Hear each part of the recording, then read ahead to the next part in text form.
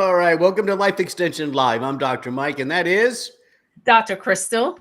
Dr. Crystal. I have a quiz for you. You ready? Oh, okay, I'm ready. I want you to tell me what these famous people have in common. There you see it. Albert Einstein, Thomas Edison, Michael Phelps, Emma Watson, and there were tons of other celebrities I could have chose from. I just a little from the past, a little, to today. What do you think they have in common? Well, considering our topic, I'll take an educated guess and say they all have either been diagnosed or have been suspected to have Right. ADHD. You got it. There you go. ADHD, and that's the topic. Good job, Dr. Krista. Boy, I tell you, you're tough. You're a tough test. No, giver. I think sometimes you're just on. You're just on it. So today we're going to talk about ADHD. We got a lot of good information to share with you. We're going to really get into. Well, let's just show them what the show's about today. Yeah. Let's just get into this. On today's show, we're going to be talking about understanding ADHD. Very simple. We're going to go through some conventional treatment options, and then, of course, one of the big reasons we do this show, Dr. Crystal, the nutritional options, right? That's right. Okay. That's what people want to know. What are our solutions? I think they kind of know what conventional medicine brings, and they're looking for other options, Right. or how to incorporate both, maybe. Yeah. So we're going to get there real quick. We just want to do a rundown because there's been some changes in how ADHD is being, I don't know what's the word, characterized, whatever. It used to be back in my day, Dr. Crystal, and I say my day, it was a while, it was in the 90s. It was ADHD and ADD. Mm-hmm. That's changed a little bit, right? Yeah. So the ADD has kind of officially been dropped, according to the diagnostic statistic manual. How it's diagnosed. It's now all ADHD, and what they've done is categorize three main subtypes of ADHD. And so one, if we want to get into those subtypes now, we can just kind of share some of those subtypes and define the one that used to be ADD, which is now a subtype of ADHD. Yeah, so ADHD, predominantly inattentive, was the old ADD. Yeah. So predominantly inattentive ADHD, this is going to be more prominent in adults. It's just lacking attention to detail. There's actually correct me if I'm wrong, Dr. Crystal, there's a list of characteristic or symptoms, right? And it's, I think, at least 5 for over 6 months, right? So, yes. So you should have 5 or more symptoms for 6 months or more in order to have this diagnosis of ADHD. Yeah. So lacking attention to detail is one of them. Careless mistakes at work, at school, things where it's just like, you take a test and then you look back and you say, oh, those are the ones that you beat yourself up over. I relate. Difficulty. Now, listen, we got to be careful. I want to re-emphasize something here for the audience. Okay. This isn't everybody at some point in your life could be lacking in attention to detail. Mm-hmm. So think about when you hear this list. Yes, you can experience this off and on throughout your entire life, but that's the key thing is it has to be this ongoing thing for 6 months. And it's not just and again, we're going to go through this list for that under the category of the predominantly inattentive. And remember, it's 5 or more for 6 months or more. Right. The occasional mistake at school, you're not, lacking attention to detail. That does not mean that you're dealing with ADHD. But as we go through this list, Dr. Mike, then they can, our viewers can start pointing out, okay, there's 1 for me, 2 for me, 3 for me, 4 for me. Not saying that you need to self-diagnose, but it's giving you kind of the parameters to take this information and go talk to your doctor. Yeah. Right. So, So lacking attention to detail, difficulty focusing. mhm, That's, if you're in a lecture or a meeting, even if you're talking to a friend, you tend to just drift off. You're not really hearing anything. Trouble listening. That's a yeah, big one there. Failing to complete tasks. yeah, getting Yeah. easily sidetracked. Yeah, I have a friend. I don't mind telling. I won't tell you her name, but I'll give the story. This is a big one for her. She was telling me once, and this was just one example of what she was telling me. She has kids. They're older now, but back when they were younger, she remembers once, like she left like the lunch sack, the leftover lunch in the car on a Friday. And she's like, "Oh, I better get out there and get that." And she starts to go out there and get that. And before she can get to the car, she starts trimming a little bit of a plant. And then before she can do that, she's watering something up. And then she's talking to a neighbor and she forgets the whole thing. And she doesn't discover it until like Sunday morning going to church or something. And it stunk up the whole car. Yep. That's a good Sounds example familiar, of I'm sure, not to some completing a people. task, right? It's like you need to do the task, but there's just so many other things out there. Yeah, you get You just, distracted. you again, you're getting distracted, not paying attention to the task at hand. Yeah, easily sidetracked is what the doctors call Yeah.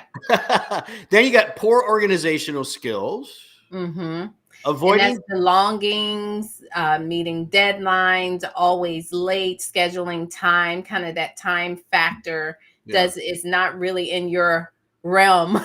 yeah. Now keep in mind, this doesn't mean now some of us. There might be some people out there that maybe your issue isn't that you have poor organizational skills.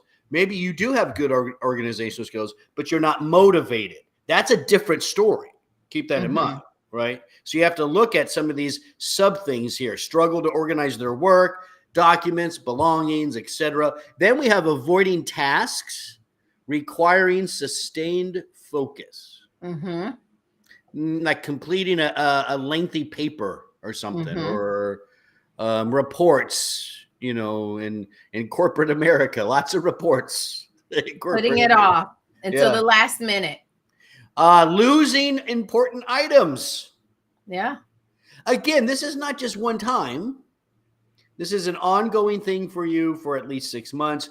Distracted easily, and then last is forgetfulness. Yep. And so all of those fall under predominantly inattentive ADHD. And again, we're looking at 5 or more from that list that we just went through for 6 months or more. So that's Yeah. just one subtype. That's one subtype. Predominantly, we see that in adults, because then the other subtype is predominantly hyperactive Yes. ADHD. It's the same situation, 5 or more for at least 6 months and longer, right? It's the Mm-hmm. same. It's the same criteria. It's a little different. Now, this is where you're going to see more of the kids, right? Interesting. I think when we looked at all this, Dr. Crystal, didn't we find that kids tend to be more on the hyperactive side, but if they carry this on in adulthood, it tends to become more of an inattentive Yes. So type, right? it goes into the subtype that we previously discussed. So here is some of the predominantly hyperactive ADHD symptoms: leaving your seat when you're expected to stay in your seat.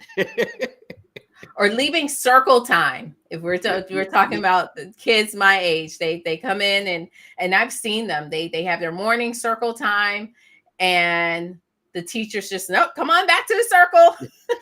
Trying to herd cats, right? Like, come on, no, sit down, sit down, sit down. Yeah. Blurting out answers and completing other people's sentences, Mm-hmm. interrupting other people, intruding on other people's activities, struggling to stay quiet during activities, fidgeting, tapping hands or feet.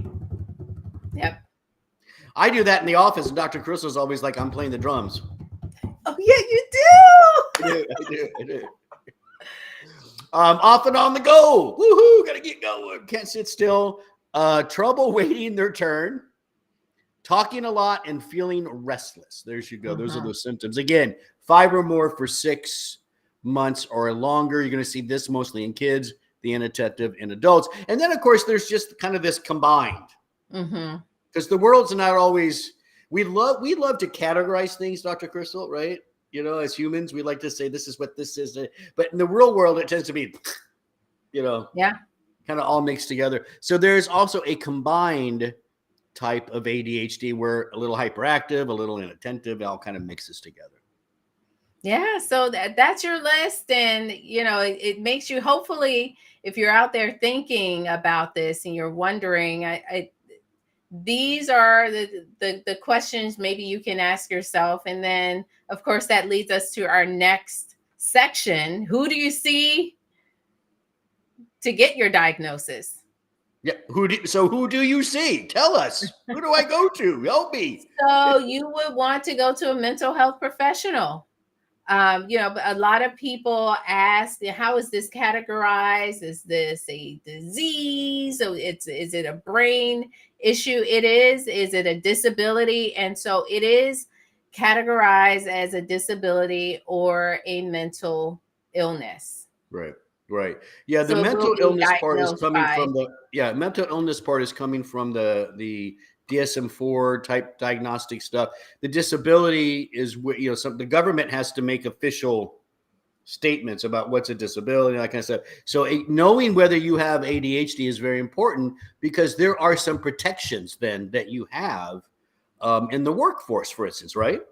Yeah, protections and accommodations that you have. So it's something that, if you are struggling and you find yourself relating to a lot of the different symptoms, it's important to get that diagnosis for yourself, for your child, because in my experience, being having worked in education when I was teaching, even when I was a corporate trainer with life extension, we accommodated individuals who were dealing with this. If it meant longer time for tests, if it meant putting you in a private space for tests, or giving you more time to complete assignments. So I would say take advantage of those accommodations to help level the playing Sure. ground, the Yeah. playing Yeah. field between you and your colleagues, or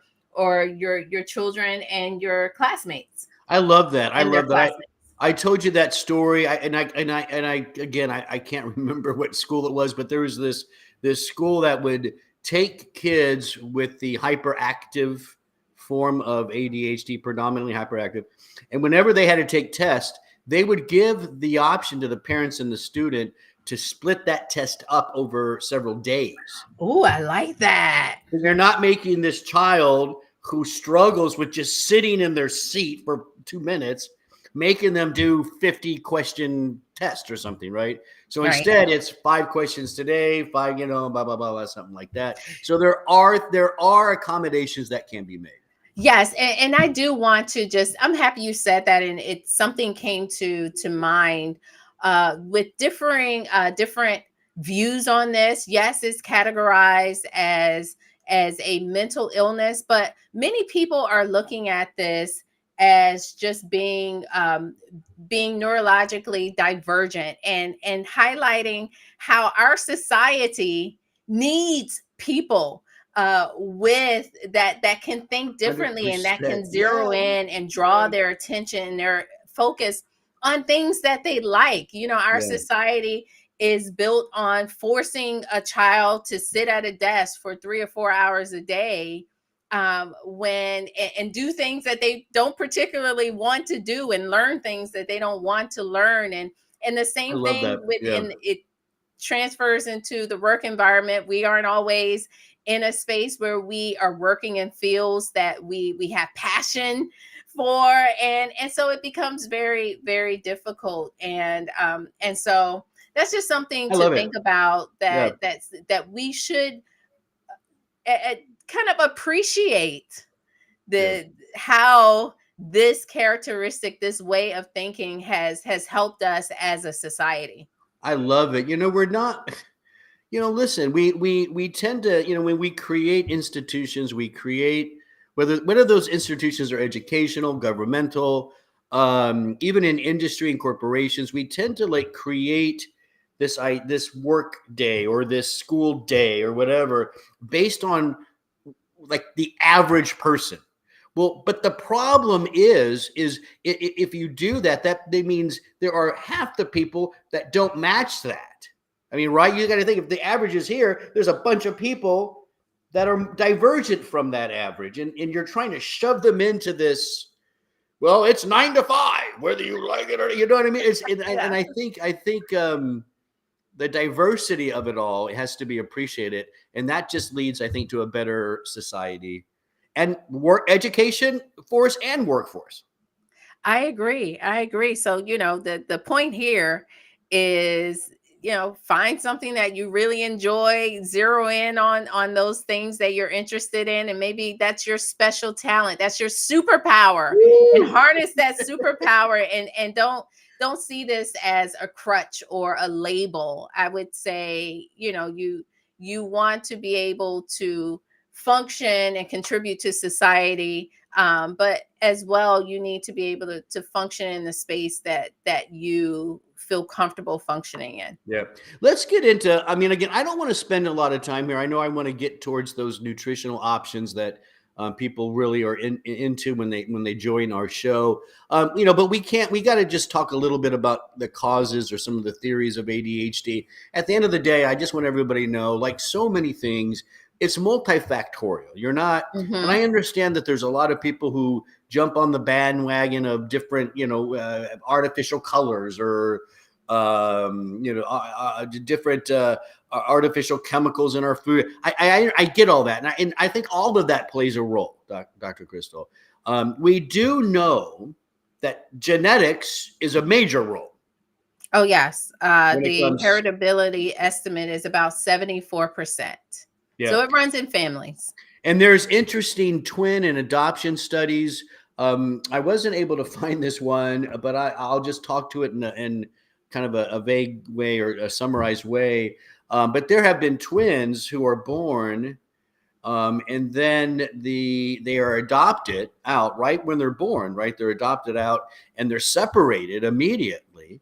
And then when researchers find these twins, bring them together, what they find is often both those twins have the same type of ADHD, and not only the same type, they often have the same 5 or more of those symptoms.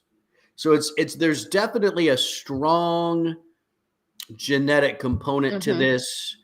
We know that there's some brain chemicals involved too, right? Yeah, alterations in dopamine, which is our motivation, neurochemical serotonin, about happiness and energy. Those receptors and transports, there's some alterations there, and so of course the genetics is playing a role with that. But other factors come into play.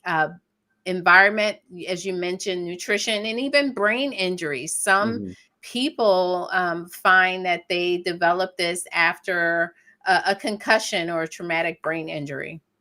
Right. So again, lots of different, I think, factors Hmm. involved in the development of ADHD. Let me ask you this from your opinion, Dr. Crystal. Um, do you think we're born with ADHD? Is there something in utero that maybe happens, or is it something that develops later based on some of these other factors? I Yeah, I mean, mean, obviously, I'm sorry, the genetics are there, right? But I'm saying, right. but that's just one point, right? That may not just that genetics alone doesn't always mean you're going to get it. Yeah, that's a good point. And I'm a firm believer that the genetics are only one aspect of so many things we are genetically predisposed to, but then lifestyle is kind of the trigger Yeah, for those genetics and those genes to be expressed, be it the things that we eat, our how we are nourishing our brain, definitely plays a role and makes a difference. And so that's kind of that field of um, nutrigenomics. We've talked about this, and epigenetics, and yeah. how our environment influences the expression of the genes. But yes, but generally speaking, you are born with it. Even if you're diagnosed as an adult, most people as an adult who are diagnosed with it, they can look back to their childhood, and if they reflect back Yeah. or talk to their loved ones, their siblings, their parents, they can pinpoint a lot of those symptoms that we described earlier. Yeah. Even if they were milder and you were able to kind of manage and work through, they were still there in Yeah. the background. Yeah. As a matter of fact, that's an important criteria as an adult to be diagnosed with one of the forms of ADHD. Is that the psychiatrist is going to, or whoever you're talking to, whoever your doctor, they're going to want to look back and ask some of those questions. And as you said, you can always find a sister or an aunt that'll be like, oh yeah, he was definitely, I remember he was a little running around all the time. Yeah. Mm-hmm. You can find that. So that's really great information. Let's get now into some of the actual treatment options. Okay. Let's start with the conventional. Again, we don't want to get too bogged down here because a lot of people, if you have ADHD and you're already being treated, you know a lot of this stuff Yeah. already. But at the end of the day, conventional options all come down to stimulants, prescription stimulants, right? We got a nice little table there. You have Yes. different drug choices, right? You can see them Yep, there. that's really what you're seeing on the screen are most of the options. So we've all heard of Ritalin. Ritalin, we've all heard of course, Adderall, which is also one of the main uh, medications that is prescribed nowadays. Although these are stimulants to most people, if someone is dealing with ADHD, they are very calming to the brain. They kind of have that opposite effect Yeah, the in the brain. paradoxical. Yes. And then there's modafinil.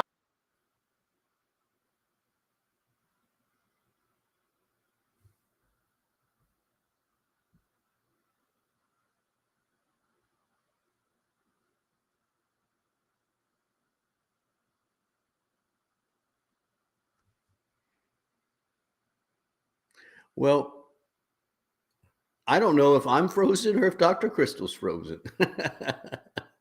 I think it might be me. So Robson, if you can help me out here, am I the one that's still live? If so, I'll take over for what she was saying.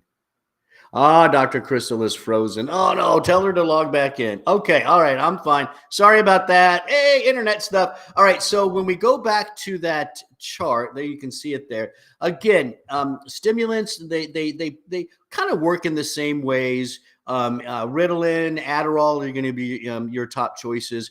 There's also some off-label drugs that can be used, and even sometimes antidepressants. Hey, at the end of the day, I just want to mention this real quick. When it comes to prescription drugs and stimulants, if you need it, if it works for you, don't be scared. I've seen some of these stimulants work miracles in people. So do not be afraid of the prescription drugs. They can be a part of your regimen. And I know I can see Dr. Crystal's back. Yay. I wasn't sure if it was me frozen or if you were frozen. That was the problem.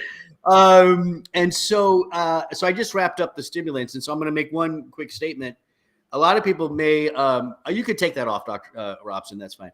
A lot of people may be shocked to hear this about me and Dr. Crystal. We're not against prescription drugs. Let's make that clear. I'm a medical doctor. I mean, those are my go-tos. We just believe in a more integrative approach with everything. That's the thing. If drugs are an important part of a treatment, then drugs are an important part of a treatment. We're not gonna poo-poo those drugs just because we tend to be more on the nutritional side of things. So let's make that clear. If you need it, please take it. It works for a lot of people, but there are some other options out there. In the next section, Dr. Crystal, I want to talk about are the therapies. Yes. Let's take a look at that. We have a table. Yeah, so there's the psychotherapy. And this is treatment via verbal communication and interaction. It helps a lot of adults with ADHD organize, plan, cope with distractibility, learn skills. It's, you have someone that's helping you to develop the skills to organize yourself and to bring about more attention, because remember, the adults are primarily the inattentive type Right. of ADHD. And then, of course, there's cognitive behavioral therapy, which is a type of psychotherapy. And this is, changing thinking behavioral patterns. And the big point here is replacing them with more accurate thoughts and functional behaviors. Yeah. Yeah. I always like, and by the way, I'm going to give a shout out to Barbara Moore. She's asking the question. We all know who Barbara Moore is. If you don't, it's her mom. Are there supplements available that can help calm the ADHD person? Barbara, we're going to get there. Hold on now. You're jumping ahead. She's ready for us to get to the good stuff. Yeah, that's what she, yeah, I mean, so there are, so again, the stimulant, or if that's not for you, the antidepressant, whatever that is, combined with therapy, you're going to get a better result. Maybe you don't need that drug as long. Maybe you can do less of that dose of that drug. That's integrative medicine.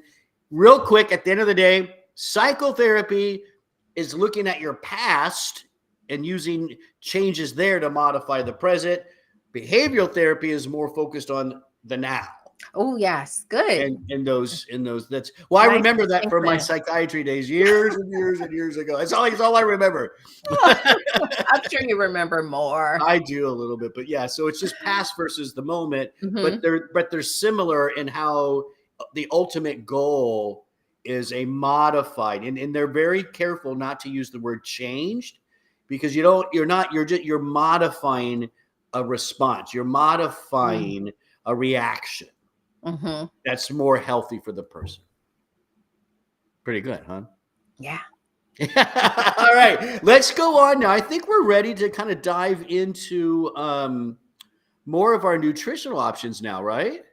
Yes. So first thing first, you mentioned this: artificial colors, flavors, even sugar. Maybe try an elimination diet and maybe try cutting back on some of those things and see if it helps. This has been claimed by many families to help children and who are dealing with ADHD when they cut out some of those. I mean, I try to stay away from artificial colors anyway. Like some of them outside of ADHD, there's some other possible concerns. Right. Yeah. Yeah. And, well, there was a study, right? 137 kids, 3 years old, and then 138 9-year-olds old, and they looked at 2 different artificial food colors plus sodium benzoate, which is a common preservative you find in food, versus placebo. And at the end of the day, hyperactivity across the board with those colors. I mean, that's just the summary of it, right? Yes, and so that's something to consider when you're kind of just thinking about your diet choices. Of course, sugar, and we'll kind of talk about sugar. I think we do have a common question that people ask about sugar and stimulating the brain, but there is a link between sugar and some of your ADHD symptoms.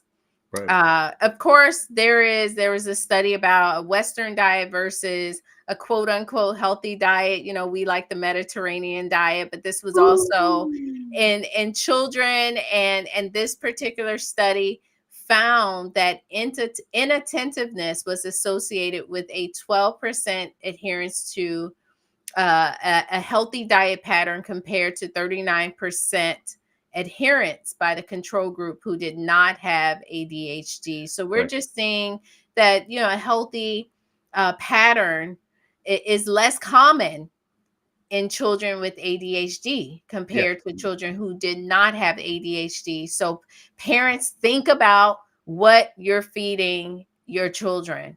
It matters. Their brains are still developing, and we want to make sure we are not we're setting them up for success. Yeah, in the think of it this way. classroom or in Think of their it this life. way. In that study, 88% of the kids with hyperactivity were not eating a healthy diet. That's another, I'm just flipping the percents, right? That's just Hmm. another way Hmm. to kind of look at that. You mentioned sugar, though. I want to uh, just back up there just for a moment. Because a lot of people are on the bandwagon that sugar, especially at younger, is a cause. There's a causal relationship between sugar and developing ADHD. That's really not what we're finding, though, right? Oh, correct. Thank you for clarifying that. What we're finding is that when you have sugar, and when I'm saying sugar, we know that carbohydrates break down into sugar. So that's your bread, your starches. And so what we're saying is a lot of the simple sugars and those sugars or those carbs that easily release as sugar, we know they cause sugar spikes. That sugar rushes into the bloodstream, and then the body reacts, code red, all of this sugar, let's get it out of the bloodstream into the cells, and then your blood sugar dips low. So you have these hypoglycemic events Yeah. after your, here's my word, your sugar excursion. And Excursion. those hypoglycemic events tend to exacerbate ADHD symptoms. So it's There you not the go. sugar itself, it's just kind of how the body reacts to that sugar, after it's been consumed. Metabolize and stuff, right? There you Hmm. go. Vegetables, eat more. I mean, that's like the take-home message. At the end of the day, I'll just kind of review this real quick, and then since you're the doctor of clinical nutrition, maybe you can talk a little bit about your vegetable suggestions, what have you. But they looked at what was this, like 200 and almost three, let's just say almost 3,000 kids. At the end of the day, it was clear that those with ADHD, no matter what category, were eating far, far, far less vegetables than kids without. Yeah, it's and that is, I think, what makes me sad sometimes when I see children who are struggling because they aren't the ones making the decisions on what to eat. That their parents are making those decisions, or their guardians, or the school system. And we look at our school lunch program. I think there that we can manage this if we understand the importance of nutrition. I mean, come on, we're just talking veggies. If Get the some veggies kids in there. don't like their veggies, you have to be creative and hide those veggies. Hide Figure that out a way. Yep. spinach, Yep. chop it up, and make stews where they can't see it, but we have to get it in them because their health depends on it. Yeah. As a matter of fact, increasing intake of vegetable protein was associated with improvements in ADHD symptoms in these kids. Yep. Have you ever seen, since you brought up school lunches, Hmm. have you ever seen like Western Europe average school lunches, or even Japanese school lunches, and what they look like versus United States? I think I've attended a lecture, and there were pictures and diagrams of the school lunches and the school lunch experience, and it is not No like different. No, what we have so here. I mean, some of the experiences there, just how they eat is more of a community. There yeah. the dishes on the table, and it's Yeah. family style. I mean, there's so many And it's lessons good that we can food. learn. It's good food. I saw this one, and I think it was, I can't remember where, in Paris or something, where local restaurants take turns feeding the kids at school. And they're getting great high quality. All right, we got to move on. I got off on a little soapbox there. Going into minerals, one study that compared some kids, about 70 or so, with ADHD to 68 that didn't have it. At the end of the day, they found the kids with ADHD, they were much lower in chromium by about 21%, magnesium by about 4%, and zinc by about 7%. So you got to get the minerals up, which, guess what? Eat the vegetables. minerals come up. There you go. Those vegetables will give you those trace minerals and the macro minerals like the magnesium. Right. And then of course we have vitamin D. There it is. Yep. Again, there's research. This research is in children as well. Randomized, double-blind, placebo-controlled clinical trial that included 66 children with ADHD compared the effects of 50,000 IUs per week of vitamin D plus 6 milligrams per kilogram per day of magnesium. So we gave them some magnesium as well. Compared that to placebo. So again, vitamin D plus magnesium versus placebo. And they found emotional, conduct, peer problems, evaluator scores improved in the nutrient treated group compared with the placebo. So there's your, some vitamin D, some magnesium. Yep. Omega 3s. I mean, come on. Now, how can we got to talk about omega 3s, right? They are very helpful here. Randomized study of about 1,200, a little over 1,200 milligrams of omega 3s versus placebo for 6 months, found improvements in cognition and behavior with the kids with ADHD who received the omega 3s. So listen, I mean, come on. We already know omegas. It's foundational for all of us. Yes. Load up on the omegas. Tell us about another one called phosphatidylserine. Yes, those phospholipids, they support the health of the nervous system, those nerve cell membranes. There's a study, a trial that compared the effects of 200 milligrams of phosphatidylserine. Sometimes you just see it in labels as PS compared to placebo. You also see this in, if you all are familiar with lecithin, that it provides these phospholipids. And so again, 200 milligrams of phosphatidylserine compared to placebo, 36 children found improvement in ADHD symptoms as well as short-term auditory memory. And that's with 2 months. Yep, really cool. Choline is another one that helps to raise acetylcholine in your body. That can also help with ADHD. Here's what I think. I'll give kind of a summary. Here's what I think of all this. Mm-hmm. If you yourself or your child are dealing with some of these symptoms, whether you get the full diagnosis or not, I think it's important to speak with a nutritionist. Get with a clinical doctor of clinical nutrition like Dr. Crystal. Find a registered dietitian that focuses on ADHD and really help, use them to lay out a nice daily dietary program for you. What do you think? I think so. And then don't forget about the nutritional add-ins, your omega 3s, that's kind of top for me, the vitamin D, the magnesium, going back to my mom's, what can help to calm the brain. The magnesium has been shown to be helpful. You see some research there. So kind of think about those nutrients and getting your B vitamins in, all that good brain food. Good. We love it. Veggies. Yep. Veggies is great. Hey, if you want to learn a lot more, let me tell you, Life Extension has protocols. And these protocols, these are deep and heavy. It's not meant for everyday reading. It's something where you can use. There's maybe one section at a time you might want to read. But these protocols go into all of this extensively, the research, the references. Go to lifeextension.com. You can see it right. Am I going to be able to do this? Yep, right that's there. it. Right there on your screen, lifeextension.com/ADHD for that protocol. Once again, Dr. Crystal, fantastic information. I think this was helpful for some people. What do you think? I think so. I think if you're an adult, I just have to say one last thing. It's not too late. It's never too late to get the help that you need. Love it. Love it.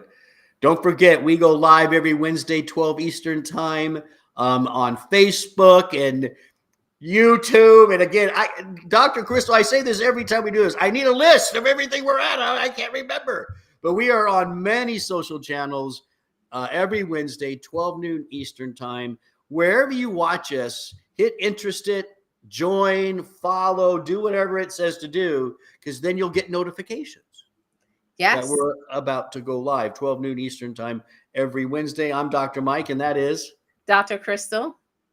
There, we got it. We'll see you next time.